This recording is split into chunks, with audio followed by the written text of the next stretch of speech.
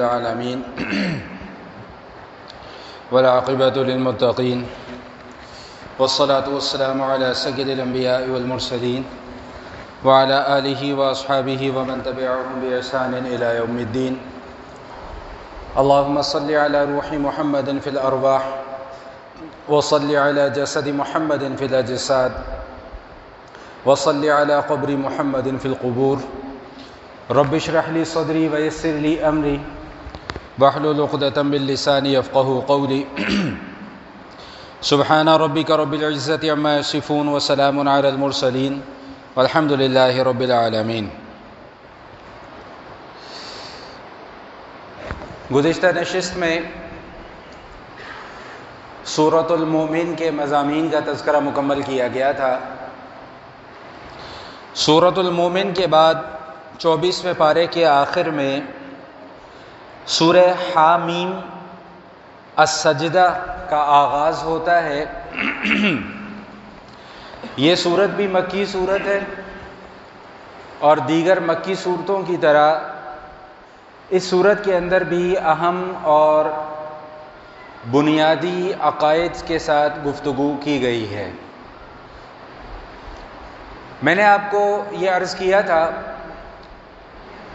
کہ سورہ مومن سے لے کر سورہ احقاف تک یہ 7 صورتیں ہیں جن کا آغاز حامیم کے لفظ سے ہوتا ہے اور ان 7 صورتوں کو حوامیم سبعہ کہا جاتا ہے اور قرآن کریم کا حسن اور قرآن کریم کی خوبصورتی بھی کہا جاتا ہے. اس سے پہلے کہ میں سورہ حامیم سجدہ کے مضامین کا باقاعدہ آپ کے سامنے تذکرے کا آغاز کروں، سورہ مومن کے آخر میں ایک نہایت اہم مضمون ہے جس کا جاننا، جس کا سیکھنا اور جس کا تذکرہ کرنا بہت ضروری ہے. خلاصہ کلام یہ ہے کہ نبی مکرم صلی اللہ علیہ وآلہ وسلم کو خطاب کر کے اللہ پاک یہ بات ارشاد فرما رہے ہیں وَلَقَدْ أَرْسَلْنَا رُسُلًا مِّن قَبْلِكَ مِنْهُمْ مَنْ قَصَصْنَا عَلَيْكَ وَمِنْهُمْ مَنْ لَمْ نَقْصُصْ عَلَيْكَ، کہ بے شمار انبیاء کرام اس دنیا میں تشریف لائے ہیں آپ سے پہلے. توجہ، وَلَقَدْ أَرْسَلْنَا رُسُلًا مِّن قَبْلِكَ، آپ سے پہلے بے شمار انبیاء کرام تشریف لائے ہیں. مِنْهُمْ مَنْ قَصَصْنَا عَلَيْكَ وَمِنْهُمْ مَنْ لَمْ يَقْصُصْ عَلَيْكَ، بعض کا تذکرہ ہم نے آپ سے کر دیا اور بعض کا تذکرہ ہم نے آپ کے سامنے نہیں کیا. اگر آپ حضرات کے ذہنوں میں ہوں تو میں نے ایک حدیث بھی آپ کے سامنے پیش کی تھی کہ جس میں حضور اقدس صلی اللہ علیہ وآلہ وسلم سے پوچھا گیا تھا کہ یا رسول اللہ کتنے پیغمبر دنیا میں تشریف لائے؟ تو ارشاد فرمایا کم و بیش 1,24,000 پیغمبر، جن میں سے 313 یا 315 رسول ہیں، یعنی 313 یا 315 ایسے ہیں جو صاحب کتاب ہیں. جو بات میں سمجھانا چاہ رہا تھا وہ یہ کہ غور کیجئے گا کہ قرآن یہ کہہ رہا ہے وَلَقَدْ أَرْسَلْنَا رُسُلًا مِّن قَبْلِكَ. سورہ بقرہ کے آغاز میں آ جائیں وَالَّذِينَ يُؤْمِنُونَ بِمَا أُنزِلَ إِلَيْكَ وَمَا أُنزِلَ مِن قَبْلِكَ، تو جہاں بھی ذکر آیا محبوب آپ سے پہلوں کا ذکر آیا، آپ کے بعد کا کوئی ذکر موجود، بولیں بھائی، تو اس کا سیدھا سیدھا سا کیا مطلب کہ آپ کے بعد کوئی ہے ہی نہیں. جب کوئی ہے ہی نہیں تو اس کا تذکرہ بھی، آپ سے پہلے انبیاء آئے تو پہلوں کا ذکر تو آ گیا، لیکن آپ کے بعد چونکہ کسی نے آنا ہی نہیں تو اس لیے آپ کے بعد کسی کا تذکرہ بھی ضروری. بھائی ایک چیز جو ہے ہی نہیں، ایک چیز کا وجود ہی نہیں ہے، تو جب کسی چیز کا وجود ہی نہیں ہے تو اس کا تذکرہ کرنے کی بھی کوئی ضرورت نہیں ہے. تو آپ سے پہلے چونکہ آئے تھے اس لیے پہلوں کا تذکرہ کر دیا، بعد میں چونکہ کسی نے آنا ہی نہیں ہے اس لیے بعد کا تذکرہ قرآن پاک میں کہیں بھی موجود. بات سمجھ میں آ گئی؟ عقیدہ مضبوط ہو گیا. ایک بات اور اسی آیت کے اندر دوسری بات رب کائنات نے جو انبیاء کرام کے حوالے سے ارشاد فرمایا کہ وما کان لرسول ان یاتی بآیۃ الا باذن اللہ، جتنے بھی انبیاء اس دنیا میں تشریف لائے ہیں اللہ تعالیٰ نے انبیاء کرام کو اپنی نبوت کی تصدیق کے لیے مختلف معجزات عطا فرمائے۔ قرآن کریم کا مطالعہ ماشاءاللہ آپ نے بھی کیا ہے، بے شمار انبیاء کرام کے بے شمار معجزات ذکر کیے گئے ہیں، لیکن ایک شرط یہاں پر لگا دی، وہ یہ لگا دی کہ کسی بھی نبی کی یہ شان نہیں ہے کہ وہ اپنی مرضی سے کوئی معجزہ دکھلا سکے۔ جب تک کہ اللہ تعالیٰ کا حکم نہ ہو تب تک کوئی نبی معجزہ نہیں دکھلا سکتا۔ سورہ بنی اسرائیل کے آخر میں 15ویں پارے میں مشرکین نے، کفار نے نبی علیہ السلام سے کچھ مطالبات کیے۔ آپ کا گھر سونے چاندی کا ہو جائے ہم آپ کو مان لیں گے، اگر ہم آپ کو نہ مانیں تو یہ آسمان کا ٹکڑا جو ہے وہ ہمارے اوپر گر جائے، لہلہاتے جو ہیں وہ فصل ہونے چاہیے، کھیت ہونے چاہیے، کھلیان ہونے چاہیے، یہ ساری کی ساری چیزیں آپ کو میسر آ جائیں تو ہم آپ کی باتیں مان لیں گے۔ تو ان کے جواب میں حضور اقدس صلی اللہ علیہ وآلہ وسلم نے ایک ہی بات ارشاد فرمائی کہ هل كنت الا بشرا رسولا، بھائی میں اللہ کا بھیجا ہوا بندہ ہوں اور اللہ کا بھیجا ہوا رسول ہوں، اپنی مرضی کے معجزات دکھلانا یہ میرا کام نہیں ہے، تمہاری خواہش پر معجزہ دکھلانا یہ میرا کام نہیں ہے، میرا کام تو دعوت اور تبلیغ کا کرنا ہے، پیغام پہنچانا ہے، مان لو گے اچھی بات ہے، نہ مانو گے تمہارا اپنا نقصان ہے۔ تو یہ دو باتیں بڑی اہم اچانک میرے ذہن میں آئیں، تو اس لیے میں نے آپ کے سامنے ان کا تذکرہ ضروری سمجھ لیا۔ اب آ جائیے سورہ حامیم السجدہ۔ حامیم سجدہ اس سورت کا نام اس لیے ہے کہ ایک تو اس کا آغاز حامیم کے لفظ سے ہو رہا ہے اس لیے حامیم آ گیا، اور دوسرا اس سورت کے آخر میں سجدہ تلاوت بھی آ رہا ہے، اس مناسبت سے اس کا نام حامیم سجدہ رکھ دیا گیا۔ ایک دوسرا نام بھی ہے اس سورت کا، وہ ہے سورہ فصلت۔ وہ اس سورت کی دوسری تیسری آیت کے اندر لفظ آ رہا ہے فصلت کا معنی، جس کی تفصیل بیان کی گئی، اس مناسبت سے اس کو سورہ فصلت بھی کہا جاتا ہے۔ عرض میں نے کر دیا کہ مکی سورت ہے، دوسری مکی صورتوں کی طرح اس سورت کے اندر بھی اہم اور بنیادی عقائد کا ذکر کیا گیا ہے، چند اور ضروری باتیں بھی ہیں، انشاءاللہ ان کا تذکرہ آپ کے سامنے کر دیا جائے گا۔ آغاز اس سورت کا ہے حامیم، تنزیل من الرحمن الرحیم۔ حامیم کا مطلب میں نے آپ کو پہلے بھی بتلا دیا تھا کہ یہ حروف مقطعات ہیں، جتنے بھی اس قسم کے الفاظ قرآن کریم میں آ رہے ہیں ان کو حروف مقطعات کہا جاتا ہے، اور ان کے متعلق تمام مفسرین کا اجماعی فیصلہ کیا ہے کہ اس کے معنی اور مفاہیم صرف اور صرف کون جانتا ہے؟ بھائی اللہ کے علاوہ کوئی اور نہیں جانتا۔ پھر ہمارا کیا کام ہے؟ ہمارا کام اللہ نے سورہ آل عمران کے آغاز میں بتلا دیا کہ والراسخون فی العلم یقولون آمنا بھی، کہ جو اہل ایمان حضرات ہیں وہ ان کا جو بھی مطلب ہو، جو بھی مفہوم ہو، وہ کہتے ہیں جی سر تسلیم خم۔ تو ہمارا کام سر تسلیم خم کرنا ہے، ہمارا کام اس کے معنی کی کرید کرنا نہیں ہے۔ بھائی ایک آسان سا جملہ آپ کو ہدیہ کر دوں جو پہلے بھی کہتا رہتا ہوں، بھائی جس چیز کے معنی اللہ نے ہی نہیں بتلائے تو اس کے معنی کی کھوج کرنے کی ضرورت ہے؟ سمپل سی بات۔ جب اللہ اور اللہ کے نبی نے بتلانا ضروری نہیں سمجھا تو ہم کون ہوتے ہیں بیچ میں اپنی ٹانگ اڑانے والے؟ بات سمجھ میں آ گئی؟ اسی کا نام قرآن ہے، یہی قرآن ہے کہ بس جو ہے جیسے ہے اس کو من وعن تسلیم کر لیا جائے۔ فرمایا کہ حامیم تنزیل من الرحمن الرحیم، یہ قرآن کریم نازل کیا گیا ہے رحمان کی طرف سے، رحیم کی طرف سے۔ یہ دو لفظ ہماری زندگیوں میں بہت استعمال ہوتے ہیں، الحمدللہ رب العالمین الرحمن، بسم اللہ الرحمن الرحیم۔ ہر روز بلا ناغہ بے تحاشا لا تعداد مرتبہ ہم ان دو لفظوں کو اپنی زندگی میں استعمال کرتے ہیں۔ مختصراً ان کا مطلب بھی سمجھ لیجئے تاکہ اب جب بھی استعمال کریں تو مزہ لے کر استعمال کریں۔ الرحمن کا معنی بھی بہت زیادہ مہربان، الرحیم کا معنی بھی بہت زیادہ مہربان، تھوڑا سا فرق ہے، علماء کرام نے بیان کیا ہے اور بڑا ہی دلچسپ فرق ہے۔ فرمایا کہ رحمان سے مراد وہ ذات ہے، توجہ رکھیے گا، رحمان سے مراد وہ ذات ہے جس کی رحمت عام ہو، اور رحیم سے مراد وہ ذات ہے جس کی رحمت تام ہو۔ نہیں سمجھ میں آیا؟ سمجھا دوں بھائی، رحمان سے مراد وہ ذات ہے جس کی رحمت عام ہو۔ عام رحمت ہونے کا کیا مطلب ہے؟ عام رحمت ہونے کا مطلب یہ ہے کہ اس کی رحمت سے اس کے ماننے والے بھی فائدہ اٹھا رہے ہیں، اور اس کی رحمت سے اس کے نہ ماننے والے بھی فائدہ اٹھا رہے ہیں۔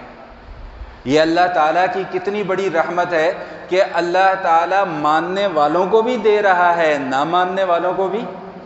اللہ نے یہ نظام نہیں بنایا کہ جو مجھے مانے گا، جو میری مانے گا، صرف اسے دوں گا، جو میری نہیں مانے گا اسے نہیں دوں گا۔ نہیں، ضروریات اللہ ان کی بھی پوری کر رہے ہیں، ضروریات اللہ ہماری بھی پوری کر رہے ہیں۔ یہ ہے صفت رحمان، کہ اللہ کی رحمت ہر کسی کو شامل حال ہے، چاہے وہ انسان ہو، پھر انسانوں میں سے ماننے والے ہوں یا نہ ماننے والے ہوں، چاہے چرند ہوں، پرند ہوں، درند ہوں، کوئی بھی مخلوق ہو، ہر مخلوق کو جو مل رہا ہے وہ اللہ کی اس صفت رحمان کی وجہ سے مل رہا ہے۔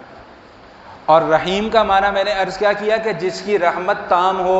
رحمت تام ہونے کا علماء کرام نے مطلب یہ بیان کیا ہے کہ جس کی رحمت مکمل ہو۔ فرمایا کہ یہ جو صفت ہے نا، یہ صفت خاص ہے اہل ایمان کے لیے۔ اس لیے اللہ تعالیٰ کو یوں کہا جاتا ہے کہ یا رحمان الدنیا و یا رحیم الآخرہ، اے دنیا کے اندر مہربانی کرنے والے اور اے آخرت کے اندر مہربانی کرنے والے۔ ایک مسئلہ اور سمجھ لیجئے، پھر بات کو آگے چلاتا ہوں۔ یہی وجہ ہے کہ علماء کرام نے لکھا ہے کہ جو الرحمن کا جو لفظ ہے نا، الرحمن کا جو لفظ ہے، اللہ کے سوا مخلوق میں سے کسی کے لیے یہ استعمال کرنا جائز نہیں ہے۔ نہیں سمجھ میں آئی بات؟ یعنی اگر رحمان کہنا ہے تو وہ رحمان صرف کس کو کہنا ہے؟ اللہ۔ مخلوق میں سے کسی کو رحمان کہنا جائز نہیں ہے۔ مخلوق میں سے اگر کسی کو رحمان کہہ کر مخاطب کرنا ہے تو پھر عبد الرحمن کہہ کے مخاطب کرنا ہے۔ بات سمجھ میں آ گئی کہ نہیں آ گئی؟ یہی وجہ ہے کہ جب ہم سے لوگ اکثر بچوں کے ناموں کے متعلق سوال کرتے ہیں تو ہم انہیں پہلا مسئلہ یہی بتلاتے ہیں کہ بھئی نام وہ رکھو جس کا کوئی معنی اور مفہوم بھی سمجھ میں آتا ہو۔ بے مقصد نام رکھنے کا کوئی فائدہ۔ آج کل ہمارے یہاں ٹرینڈ چلا ہوا ہے نا کہ جی جو فلم میں دیکھ لیا، جو ڈرامے میں دیکھ لیا، بس اس نام کے پیچھے پڑ جائیں گے، چاہے اس نام کا کوئی مطلب ہو یا نہ ہو، چاہے کوئی مطلب بنتا ہو یا نہ بنتا ہو، چاہے وہ نام بھی بنتا ہو یا نہ بنتا ہو نام ہی نہ بنتا ہو بے شک وہ، لیکن نام ہم نے رکھنا کیوں جی؟ ڈرامے میں آ گیا، کیونکہ فلم میں آ گیا۔ حالانکہ نام رکھنے کا یہ ادب نہیں ہے۔ حضور اقدس صلی اللہ علیہ وآلہ وسلم ارشاد فرماتے ہیں کہ جب بچہ پیدا ہوتا ہے نا، بچہ پیدا ہوتا ہے تو ماں باپ کے ذمے یہ ہے کہ سب سے پہلے اس کو سب سے بہترین تحفہ دیں، اور سب سے بہترین تحفہ بہترین نام کا ہے۔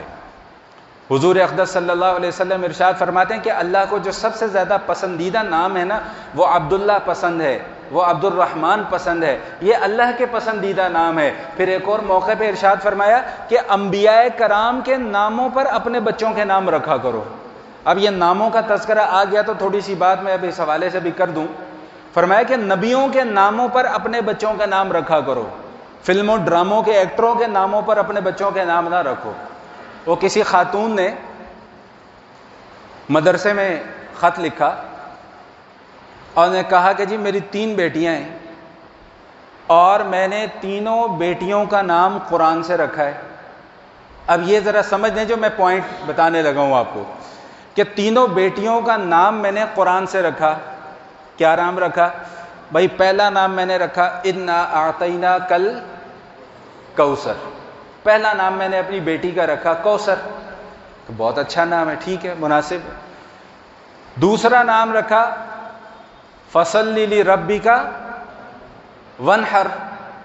اب یہ سمجھ لیں کہ یہ ونحر کوئی نام نہیں ہے، قرآن میں تو ہے لیکن یہ نام نہیں ہے۔ سمجھ میں آئے؟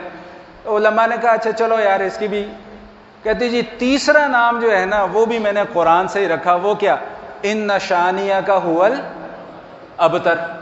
اب ابتر کا معنی آپ کو بھی پتا ہے کہ کیا ہے؟ ابتر کا معنی کیا ہے؟ کہ جس کی نسل ختم ہو جائے، جس کا دشمن بے نام ہو۔ تو اب یہ نام نہیں ہے، تو ہر لفظ جو قرآن میں آ جائے اس کو ڈھونڈ کر اپنی طرف سے ایک نام بنا لینا، یہ نام یہ 2006 یا 2007 کی بات ہے۔ ادھر ایک اکیڈمی تھی، وہاں پہ میرا لیکچر ہوتا تھا، تو ایک اسٹوڈنٹ آئی بچی نہیں، میں نے اس سے پوچھا جی آپ کا نام کیا ہے؟ تو کہنے لگی جی میرا نام ہے لنتا۔ لنتا۔ میں بڑا حیران، میں نے کہا بیٹا یہ کیسا نام ہے؟ اب اس کو بیچاری کو نہیں پتا تھا کہ میں بھی ایک دین کا چھوٹا سا طالب علم ہوں۔ جی آپ کو نہیں پتا؟ میں نے کہا جی نہیں مجھے نہیں پتا، یہ قرآن میں آیا جی یہ لنتا لفظ۔ میں نے کہا بیٹا قرآن میں تو آیا ہے، لیکن قرآن میں آیا ہوا ہر لفظ نام، بھائی قرآن میں تو ابلیس بھی آیا ہے، تو اب کیا کرو گے؟ ابلیس نام رکھ لو گے بچے کا؟ قرآن میں تو رجیم بھی آیا ہے، اعوذ باللہ من الشیطان الرجیم، تو اب کوئی کہے جی رجیم چونکہ قرآن میں آیا ہے اس لیے یہ نام رکھ لیں؟ تو بھائی یہ نام رکھنا جو ہے یہ ایک بڑا مرحلہ ہے، تو اس مرحلے کو اسی ترتیب سے انجام دینا چاہیے جو ترتیب اللہ کے نبی نے بتائی ہے۔ تو بہرحال بات بڑی دور نکل گئی، میں عرض یہ کر رہا تھا کہ حامیم سجدہ، حامیم تنزیل من الرحمن الرحیم، اللہ تعالیٰ ارشاد فرما رہے ہیں کہ بھئی یہ قرآن ہم نے نازل کیا، اور قرآن کس کی طرف سے نازل ہوا ہے؟ الرحمن کی طرف سے نازل ہوا ہے، الرحیم کی طرف سے نازل ہوا ہے۔ اچھا یا اللہ اب اس قرآن کے اندر ایسا ہے کیا جو آپ نے اس قرآن کو نازل کیا؟ تو اب اللہ پاک ارشاد فرما رہے ہیں کتاب فصلت آیاتہ قرآنا عربیہ، یہ ایسی کتاب ہے کہ جس کی آیات کی ہم نے تفصیل بیان کر دی ہے، اور ایسا قرآن ہے جو عربی زبان میں نازل ہوا۔ توجہ رکھیے گا بھائی، بات بڑی قابل توجہ ہے، توجہ رکھیے گا۔ قرآن کیا کہہ رہا ہے کہ ہم نے اس کے اندر تفصیل بیان کر دی۔ یاد رکھیے گا ہمیشہ ہمیشہ کے لیے کہ قرآن کریم میں دو طرح کے احکام اور مسائل بیان کیے گئے ہیں، دو طرح کے۔ ایک طرح کے تو احکام اور مسائل وہ بیان کیے گئے ہیں کہ جس میں بہت زیادہ غور فکر تدبر کرنے کی ضرورت نہیں ہے، سیدھے سیدھے سے بھائی سچ بولنا ہے، جھوٹ نہیں بولنا، اللہ کے راستے میں صدقہ و خیرات کرنا ہے، زکوٰۃ ادا کرنی ہے، رمضان کے روزے رکھنے ہیں، 5 وقت کی نمازیں پڑھنی ہے، یہ تو سیدھے سیدھے سے احکام بیان کر دیے گئے۔ اور بعض احکام اور مسائل وہ بیان کیے گئے کہ جن کا صرف اجمالی حکم بیان کیا گیا، تفصیل بیان نہیں کی گئی۔ مثال کے طور پہ قرآن کہتا ہے کہ اقیموا الصلاۃ، نماز کو قائم کرو۔ یا اللہ کتنی مرتبہ نماز پڑھنی ہے؟ قرآن میں کوئی تذکرہ موجود نہیں۔ یا اللہ نماز پڑھنی کیسے ہے؟ قرآن میں کوئی تذکرہ موجود، بولیں بھائی۔ رمضان کے روزے رکھنے کیسے ہیں؟ قرآن میں کوئی تذکرہ موجود نہیں۔ زکوٰۃ ادا کب کرنی ہے، کس نے کرنی ہے، کیسے کرنی ہے، قرآن میں کوئی تذکرہ موجود نہیں۔ یہ ساری باتیں ہمیں کہاں سے جا کر پتہ چلیں گی؟ جناب نبی پاک صلی اللہ تعالی علیہ وآلہ وسلم کی مبارک زندگی سے۔ تو بات میں سمجھانا چاہ رہا تھا وہ یہ سمجھانا چاہ رہا تھا کہ جب تک آقا کریم علیہ الصلاۃ والتسلیم کی مبارک زندگی کو قرآن کے ساتھ ملائیں گے نہیں، قرآن سمجھ میں آئے گا نہیں۔ صرف 2 آیتوں کا ترجمہ پڑھ کے مفسر یا محدث بن جانا یہ کوئی بچوں کا کھیل نہیں ہے۔ آج کل مارکیٹ میں بڑے نمونے ہیں، جس کو دیکھو سامنے کیمرہ لگائے گا، یوٹیوب کا چینل بنائے گا، 10 لاکھ فالوورز کر لے گا، او جی بڑی اہل علم شخصیت آ گئی جی، پتہ نہیں کوئی آسمان سے نئی اتری ہوئی مخلوق آ گئی، کوئی نئی تحقیقات حضرت صاحب سامنے لے کر آ رہے ہیں۔ بھائی وہ یاد رکھو تحقیق تو کچھ نہیں ہوتی، وہ صرف کوئی ادھر کی بات پکڑ لی، کوئی ادھر کی بات پکڑ لی، کوئی ادھر کی بات پکڑ لی، اور تحقیق کے نام پہ لوگوں کو گمراہ کرنا شروع کر دیا۔ بات سمجھ میں آ گئی کہ نہیں آ گئی؟ تو جب تک قرآن کے ساتھ نبی پاک صلی اللہ تعالی علیہ وآلہ وسلم کی مبارک سنت کو نہیں ملایا جائے گا، اس وقت تک قرآن مکمل طور پہ سمجھ میں نہیں آ سکتا، اس وقت تک قرآن سے مکمل طور پہ رہنمائی حاصل نہیں ہو سکتی۔ اگر حضور اقدس صلی اللہ تعالی علیہ وآلہ وسلم کی مبارک سنت کو خدا نہ خواستہ پس پشت ڈال دیا تو صبح سے لے کر رات تک، رات سے لے کر اگلی صبح تک ساری زندگی دیوار میں ٹکرے مارتے گزر جائے گی، کچھ سمجھ میں آئے گا نہیں کہ ہم نے کیا کرنا ہے اور کیا نہیں کرنا۔ بات سمجھ میں آ گئی کہ نہیں آ گئی؟ تو کتاب فصلت آیاتہ قرآنا عربیہ، ہم نے قرآن کریم کو عربی زبان میں نازل کیا۔ اب بات جو سمجھانا چاہ رہا تھا وہ یہ کہ قرآن، اللہ کیا کہہ رہا ہے کہ ہم نے قرآن کو کون سی زبان میں نازل کیا بھائی؟ تو جو عربی والا قرآن ہے نا وہی قرآن ہے، ترجمہ قرآن نہیں ہوتا۔ لوگ کہیں گے مولوی صاحب کیا بات کر رہے ہیں؟ بھائی صحیح بات کر رہا ہوں۔ قرآن کیا ہے؟ قرآن یہ جو میں اور آپ پڑھتے ہیں، الحمدللہ رب العالمین الرحمن الرحیم سے لے کر من الجنتی والناس تک، یہ قرآن ہے۔ ترجمہ قرآن قرآن۔ بھائی ڈر کیوں رہے ہو؟ نہیں کوئی کفر کا فتویٰ لگاتا، میں بیٹھا ہوا ہوں یہاں پہ، کیوں ڈر رہے ہو؟ قرآن عربی والا ہے، اردو کا ترجمہ قرآن نہیں ہوتا، وہ ترجمہ ہے۔ ترجمے کو ترجمہ رہنے دو، قرآن کو قرآن۔ اللہ کہہ رہے کہ میں نے عربی زبان میں نازل کیا۔ نہیں سمجھ میں آ رہی بات، بہت مشکل ہو رہا ہے مجھے سمجھانا۔ یہ اس لیے ایک خاص پس منظر کے تحت یہ گفتگو میں اس لیے کر رہا ہوں کہ کہیں سے پڑھنے اور سننے کو ملا کہ کسی جدت پسند دانش گرد نے کہیں فتویٰ دے دیا کہ جی وہ قرآن جو ہے نا وہ اردو ترجمے کے ساتھ نماز میں پڑھ لیا کرو، یا عربی والا خطبہ جو ہے نا جی وہ پڑھ لیا کرو۔ اس طرح کے نئے نئے فتوے مارکیٹ میں آتے رہتے ہیں۔ تو اس لیے میں ذرا یہ بات پختگی کے ساتھ سمجھانا چاہ رہا تھا کہ قرآن وہی ہے جو عربی والا قرآن ہے، اور اسی قرآن کو نماز میں پڑھنے کا حکم ہے۔ سورہ مزمل یاد ہے نا، فَقْرَؤُوا مَا تَيَسَّرَ مِنَ الْقُرْآنِ، اللہ تعالیٰ کیا ارشاد فرما رہے ہیں کہ نماز میں قرآن کی تلاوت کرو جہاں سے تمہیں آسان لگے، جہاں سے تمہیں آسان لگے۔ تو اردو ترجمہ پڑھنے سے نماز نہیں ہوگی۔ بات سمجھ میں آ رہی کہ نہیں آ رہی ہے؟ بس اتنا میرا خیال ہے کافی ہے، پھر زیادہ ہضم نہیں ہوتا، پھر باتیں ادھر ادھر نکل جاتی ہیں۔ تو بہرحال اللہ تعالیٰ ارشاد فرما رہے ہیں کہ حامیم تنزیل من الرحمن الرحیم کتاب فصلت آیاتہ قرآنا عربیہ لقوم یعلمون، ہم نے عربی زبان میں قرآن کو کیوں نازل کیا؟ تاکہ لوگ جان لیں۔ کیوں؟ نبی مکرم صلی اللہ علیہ وآلہ وسلم پر قرآن نازل ہوا۔ حضور اقدس صلی اللہ علیہ وآلہ وسلم کی زبان کیا تھی بھائی؟ عربی۔ جس معاشرے میں قرآن نازل ہوا ان کی زبان کیا تھی؟ عربی۔ اس لیے اللہ تعالیٰ نے قرآن کریم کو عربی میں نازل فرمایا۔ اچھا، اب لوگ یہ کہتے ہیں کہ جی قرآن ہمیں کیسے سمجھ میں آئے گا؟ ہمیں کیسے سمجھ میں آئے گا؟ تو بھائی اس کا بڑا آسان سا حل ہے، عربی زبان سیکھ لو۔ کیوں بھائی؟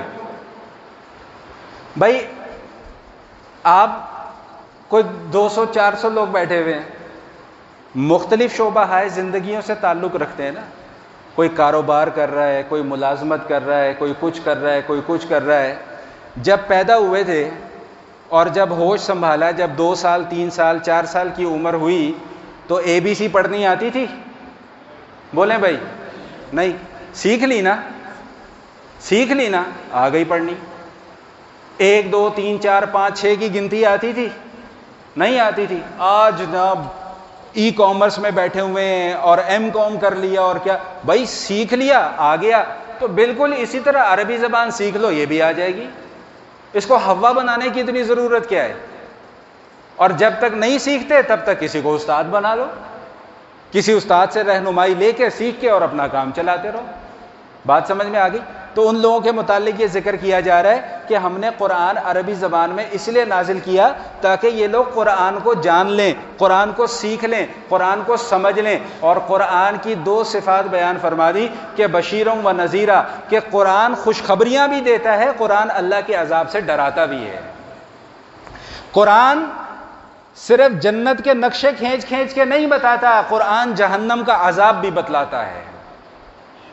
قرآن صرف سبز باغ نہیں دکھاتا کہ یہ کر لو گے تو یہ مل جائے گا، یہ مل جائے گا، یہ مل جائے گا، حوریں مل جائیں گی، 71 بیویاں مل جائیں گی، یہ ہو جائے گا، وہ ہو جائے گا۔ نہ، قرآن ساتھ ساتھ یہ بھی بتاتا ہے کہ بندے کے پتر نہیں بنو گے تو جہنم میں لتر پولا بھی ہوگا، لتر پریڈ بھی ہوگی، وہاں پر آگ کے بنے ہوئے جوتے ہوں گے۔ قرآن یہ بھی بتاتا ہے بشیروں و نذیرہ، قرآن خوشخبریاں بھی دیتا ہے، قرآن ڈراتا بھی ہے۔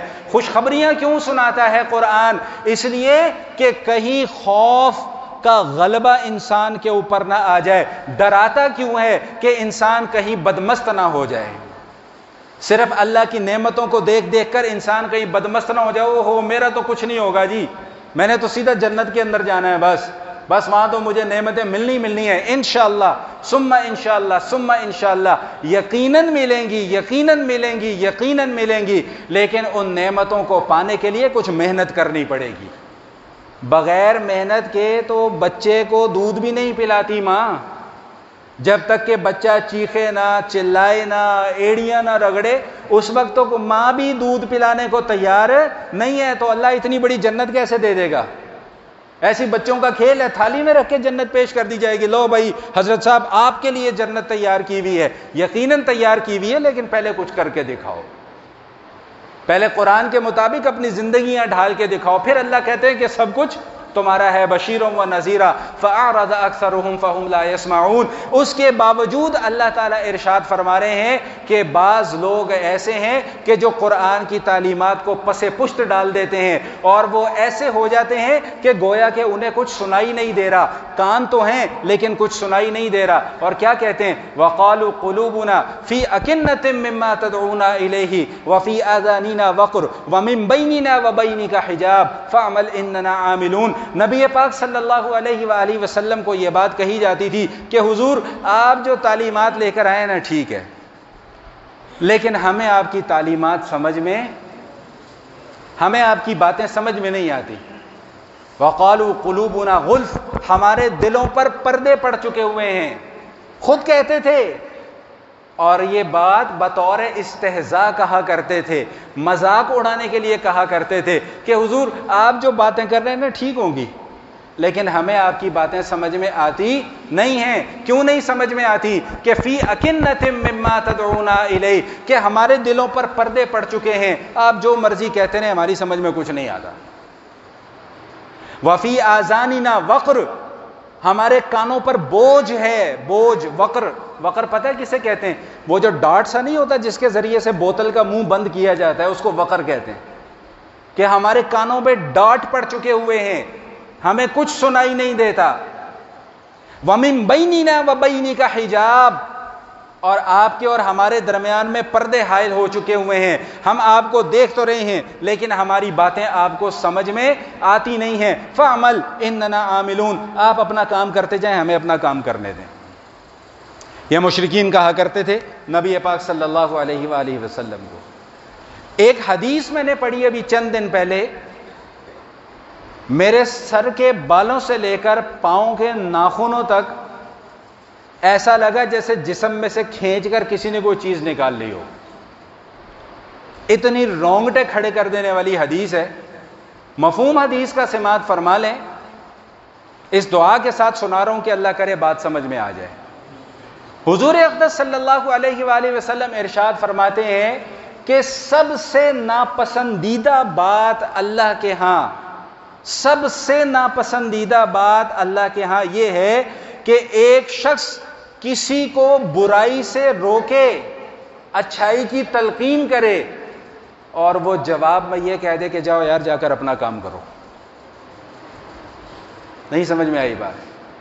کوئی کسی کو سمجھائے کہ میاں یہ غلط کام کر رہے ہو مت کرو، اور وہ کہہ دے کہ جاؤ میاں جا کے اپنا کام کرو، میری فکر کرنے کی ضرورت نہیں۔ نبی مکرم صلی اللہ علیہ وآلہ وسلم ارشاد فرماتے ہیں مفہوم حدیث شریف کا کہ اللہ کے ہاں یہ سب سے زیادہ ناپسندیدہ بات ہے۔ بھائی تم نے نصیحت قبول نہیں کرنی، نہ کرو، انکار تو مت کرو۔ دیکھیں، ایک ہے نصیحت کا قبول نہ کرنا، ایک ہے نصیحت کا انکار کر دینا، دونوں میں فرق ہے۔ نصیحت کرنے والا اگر کسی کو نصیحت کرتا ہے تو درد دل سے ہی کرے گا نا، اس کو کوئی ذاتی غرض وابستہ تو نہیں ہوگی تبھی نصیحت کرے گا نا، خیر خواہی ہوگی تبھی نصیحت کرے گا نا۔ تو بھائی نصیحت قبول نہیں کرنی نہ کرو، لیکن خدا کا واسطہ ہے نصیحت کا انکار تو مت کرو، نصیحت کا انکار کر کے اللہ کے مجرم تو مت بن جاؤ، نصیحت کا انکار کر کے اپنے آپ کو اس مقام پر تو لا کر نہ کھڑا کر دو کہ کل کو تمہارے پاس دینے کو جواب بھی نہ ہو۔ کل قیامت والے دن اللہ تمہیں اپنے سامنے کھڑا کر لیں اور تم سے پوچھیں کہ تمہارے پاس ایک نصیحت کرنے والا نصیحت لے کر آیا تھا، تم نے اسے کیا جواب دیا؟ تو وہاں پر اللہ کے سامنے یہ کہیں گے کہ جی ہم نے اس کی نصیحت کو ماننے سے انکار کر دیا، دھڑلے کی چوٹ پر، ڈنکے کی چوٹ پر۔ الامان الحفیظ، ایسے وقت سے اپنے آپ کو بچا کر رکھنا چاہیے۔ تو اللہ تعالیٰ کیا بات ارشاد فرما رہے ہیں کہ وَقَالُوا قُلُوبُنَا فِي أَكِنَّةٍ مِّمَّا تَدْعُونَا إِلَيْهِ وَفِي آذَانِنَا وَقْرٌ وَمِن بَيْنِنَا وَبَيْنِكَ حِجَابٌ فَاعْمَلْ إِنَّنَا عَامِلُونَ۔ جاؤ میاں جا کے اپنا کام کرو۔ اب حضور اقدس صلی اللہ علیہ وسلم کیا بات ارشاد فرما رہے ہیں؟ بس آخری 2-3 باتیں پھر بات کو ختم کر رہا ہوں۔ قُلْ إِنَّمَا أَنَا بَشَرٌ مِّثْلُكُمْ، قرآن کی آیت ہے۔ اے محبوب صلی اللہ علیہ وآلہ وسلم، آپ ان لوگوں کو سمجھا دیجئے کہ میں بھی اسی طرح کا انسان ہوں جس طرح کہ تم انسان ہو۔ ہاں البتہ فرق یہ ہے کہ یوحا الی انما الہکم الہ واحد، تمہارے اور میرے درمیان میں فرق یہ ہے کہ میں اللہ کا منتخب شدہ پیغمبر ہوں، تم سب میرے امتی ہو۔ اور میرا پیغام کیا ہے؟ کوئی منطقی دلائل نہیں ہے، کوئی فلسفیانہ گفتگو نہیں ہے، سیدھا سیدھا سا پیغام ہے، انما الہکم الہ واحد۔ بھائی جو تمہارا معبود ہے وہی میرا معبود ہے، جو تمہارا خدا ہے وہی میرا خدا ہے، جو میرا اللہ ہے وہی تمہارا اللہ ہے۔ میں بھی ایک اللہ کو مانتا ہوں، پوجتا ہوں، عبادت کرتا ہوں، تم بھی ایک اللہ کو مانو، ایک اللہ کو پوجو، ایک اللہ کی عبادت کرو۔